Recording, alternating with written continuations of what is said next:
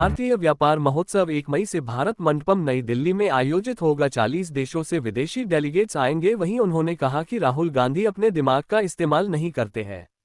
Gwalior confederation of all India traders CAIT द्वारा भारतीय व्यापार महोत्सव 1 मई से दिल्ली के भारत मंडपम प्रगति मैदान नई दिल्ली पर आयोजित किया जा रहा है। उक्त जानकारी कैट के राष्ट्रीय महामंत्री एवं सांसद प्रवीण खंडेलवाल ने आज एक पत्रकार वार्ता में दी। उन्होंने जानकारी देते हुए बताया, प्रधानमंत्री नरेंद्र मोदी ने देश से आग्रह किया है कि देश में बनी वस्तुएं खरीदो और उनको बेचो। उसको साकार करने के लिए और भारत के उद्योग व्यापार को बढ़ावा देने के लिए confederation of all India traders द्वारा 1 मई से 4 मई तक भारतीय व्यापार महोत्सव का आयोजन किया जा रहा है, जिसमें पूरे देश से लगभग 2000 से अधिक स्टॉल होंगे। 2 लाख से ज्यादा बिजनेस डेलीगेट्स आएंगे, वहीं 10 लाख से ज्यादा विजिटर आएंगे। वहीं 40 देशों से विदेशी बिजनेस डेलीगेट्स आएंगे। Local for vocal, local to global और आत्मनिर्भर भारत को ध्यान में रखते हुए यह महोत्सव आयोजित किया जा रहा है, जिससे न केवल भारत का घरेलू व्यापार मजबूत हो बल्कि अंतर्राष्ट्रीय स्तर पर अपनी पहचान बने और भारत की हिस्सेदारी बन सके। वहीं उन्होंने विपक्ष के ऊपर पूछे गए एक सवाल के जवाब में उन्होंने कहा कि विपक्ष के पास कोई तर्क नहीं है। उन्होंने कहा, अभी ट्रेड डील की सब बातें सामने नहीं आई है। उन्होंने राहुल गांधी के बारे में कहा कि राहुल गांधी अपने दिमाग का इस्तेमाल करते नहीं है। उन्होंने ये सारा सत्र हंगामे की भेंट चढ़ा दिया और भ्रम फैलाने का काम विपक्ष कर रहा है, लेकिन जनता सब समझती है।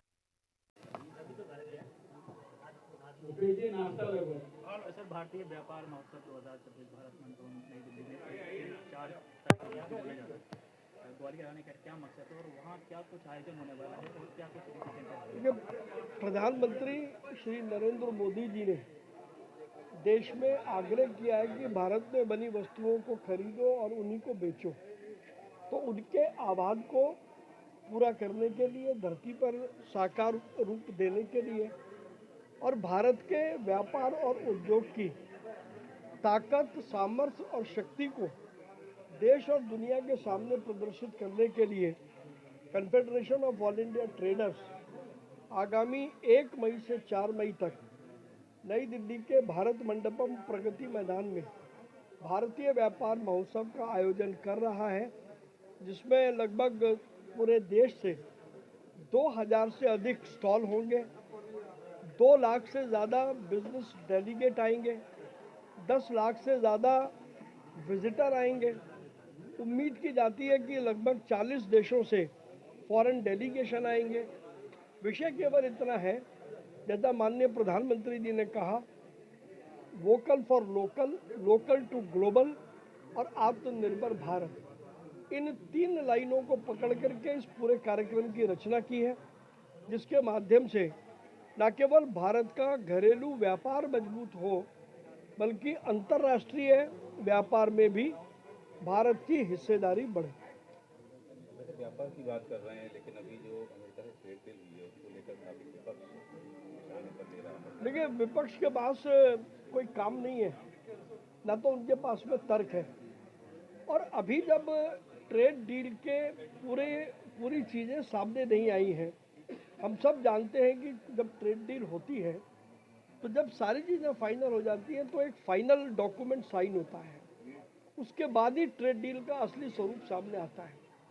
लेकिन विपक्ष के नेता, खासतौर पर राहुल गांधी, अपने दिमाग का तो उपयोग करते नहीं। मुझे तो शंका है कि पता नहीं उनके पास दिमाग है भी कि नहीं, है उनके सलाहकार कौन है। उन्होंने संसद का ये सारा सत्र हंगामे की भेंट चढ़ा दिया। अभी ट्रेड डील के विषय में बातें सामने नहीं आई हैं और वो कह रहे हैं कि इसको नुकसान हो गया, और बाद में जो उन्होंने कहा, यूनाइटेड स्टेट ऑफ अमेरिका के प्रतिनिधि ने उन सारी बातों को रिजेक्ट किया।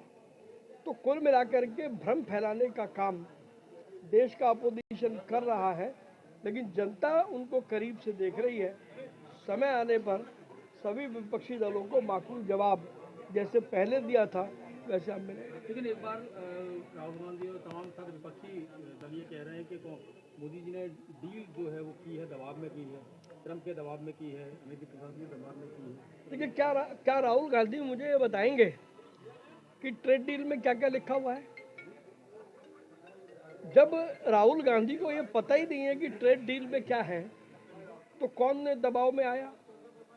और माननीय प्रधानमंत्री नरेंद्र मोदी जी को हम सब जानते हैं, उनमें निर्णय लेने की क्षमता भी है और उस निर्णय को एग्जीक्यूट कराने का दम भी है।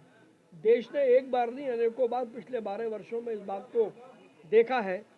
और जिस प्रकार का आचरण राहुल गांधी और विपक्ष के नेताओं ने सदन में किया, पहली बार ऐसा हादसा हुआ कि प्रधानमंत्री जी के आसन तक विपक्ष पहुंच गया।